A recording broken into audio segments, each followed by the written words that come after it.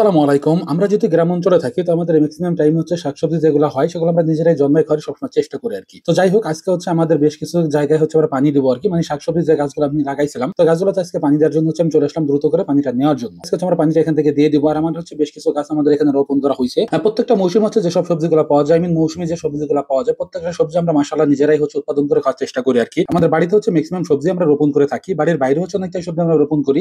খেতে যে সবজিগুলো রোপণ করা হয় আরকি। তো যাই হোক, বাড়িতে আমি সবসময় সবজিগুলো রোপণ করার চেষ্টা করি আরকি। প্রতিটা বছরই আমি এই কাজটা করি। ইভেন বর্তমানে আমাদের বেশ কিছু সবজি গাছ আমাদের লাগানো আছে এখানে। ফার্স্ট হচ্ছে আমি আমার লাউ গাছে পানি দিয়ে দিলাম। তো লাউ গাছটা হচ্ছে ২ দিন আগে লাগানো হয়েছে এখানে। এখন পর্যন্ত হচ্ছে বীজ থেকে হচ্ছে চারাগুলো বেরোয় নাই। তো মাশাআল্লাহ ২-১ দিনের মধ্যে হচ্ছে চারাগুলো এখান থেকে বেরোয় পড়বে আরকি। তো যাই হোক, এখানে হচ্ছে আমার কাজবাজটা শেষ করে আমি চলে আসলাম হচ্ছে আমাদের পুঁইশাক গাছে পানি দেওয়ার জন্য। তো এখানে আমাদের হচ্ছে ২টা পুঁইশাক গাছ লাগাইছিলাম আমি শখ করেই। তো পুঁইশাক গাছগুলো মাশাআল্লাহ খুব বড় সড়ো হয়ে উঠছে আরকি। আর পাশে হচ্ছে আমাদের আরো একটা গাছ ছিল। তো এই গাছটাকে আমাদের এলাকায় বলা হচ্ছে আনাজ গাছ। অন্যান্য জায়গায় অনেক নামে হয়তো ডাকতে পারে আরকি। কোন কোন এলাকায় নাকি এটাকে চিচিঙ্গাও বলে। বিষয়টা আমি আসলে জানি না। এটা হচ্ছে আমাদের এখানে শেষ পর্যায়ে আছে আরকি। তো এটা হচ্ছে আমাদের সবজি খাওয়া শেষ। এখন যে সবজিগুলো হচ্ছে এখান থেকে বেরোইতেছে, প্রত্যেকটা সবজি হচ্ছে একবারে পোকা আক্রান্ত ছিল আরকি। তো সবজিগুলো ভেঙে ভেঙে দেখতেছিলাম যে আসলে এটা খাওয়ার উপযুক্ত আছে কিনা। তো দেখলাম যে খাওয়া একদমই শেষ। এটা আসলে একদমই খাওয়া যাবে না। একদম ফেলাই দিতে পারে এমন একটা অবস্থায় চলে আসছে। আর গাছটা একদম শেষ পর্যায়ে। গাছটা আমরা এখান থেকে উঠিয়ে ফেলানোর চেষ্টা করবো আরকি। ওখানে নতুন করে হচ্ছে দেখা যাচ্ছে অন্য নতুন কোনো গাছ আমরা এখানে রোপণ করার চেষ্টা করবো ইনশাআল্লাহ। এখন আমি চলে আসলাম হচ্ছে আমাদের ছাদে। তো ছাদে হচ্ছে আমাদের অনেকগুলো গাছ লাগানো আছে। তো ছাদে ওঠার পরবর্তীতে হচ্ছে ফার্স্টে দেখলাম যে আমাদের এখানে পেয়ারা গাছে পেয়ারাটা ধরে গেছে। মোটামুটি বেশ কিছু পেয়ারা এখানে ধরছে আরকি। পেয়ারা গাছটা কিছুদিন আগে কেটে ফেলানোর কথা ছিল। তো পেয়ারা গাছটা আমি কাটি নাই। আমার আম্মু বলছিল পেয়ারা গাছটা কাটে ফেলানোর জন্য। তো আমি কাটি নাই, রেখে দিছি আরকি যে পেয়ারাটা ধরে। কিন্তু মাশাআল্লাহ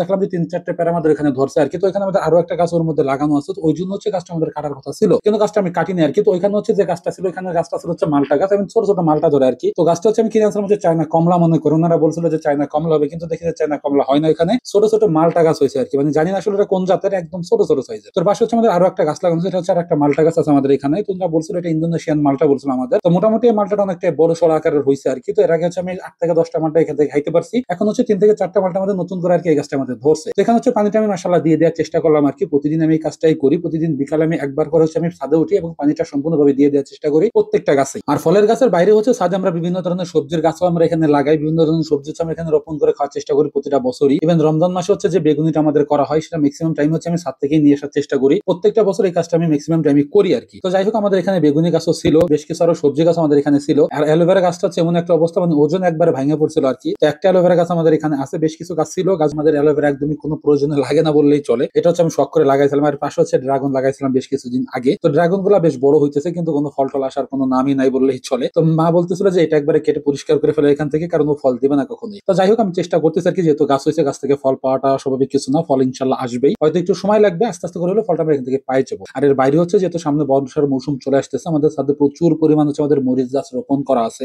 পুরো বর্ষার মৌসুমটা হচ্ছে আমরা ছাদে থেকে মরিচ গুলা নিয়ে আমরা খাওয়ার চেষ্টা করি সব সময় আরকি। তো প্রতি বছরই হচ্ছে বর্ষার মৌসুমে মরিচ গাছের একদমই উৎপাদন থাকে না। এই জন্য হচ্ছে ওই সময় হচ্ছে মরিচের প্রচুর পরিমাণে দাম বাড়ে। তো ওই সময় হচ্ছে আমাদের ছাদ থেকে আমরা যে মরিচ গুলা পাই, মাশাআল্লাহ ওই মরিচ গুলা দিয়ে হচ্ছে আমাদের চলে যায়। যেহেতু আমাদের একবারে ছোট একটা সংসারের মতো অবস্থা আমাদের ফ্যামিলিতে, লোকজন আমাদের নাই, অল্প কয়েকজন লোকজন আমাদের ফ্যামিলিতে। এই জন্য হচ্ছে আমাদের ওইটা দিয়ে আমাদের হয়ে যায়, মাশাআল্লাহ কোনো সমস্যা হয় না। তো যাই হোক, মোটামুটি হচ্ছে আজকে আমাদের এই ছাদটা দেখানোর জন্য আমি মূলত ভিডিওটা করা। আজকের ভিডিও আর খুব বেশি একটা বড় করতে চাচ্ছি না। আমাদের আজকের ভিডিও এ পর্যন্তই। আল্লাহ তাআলা যেন আমাদের খামারে এবং কৃষিতে বরকত দান করেন। ধন্যবাদ সবাইকে। আসসালামু আলাইকুম।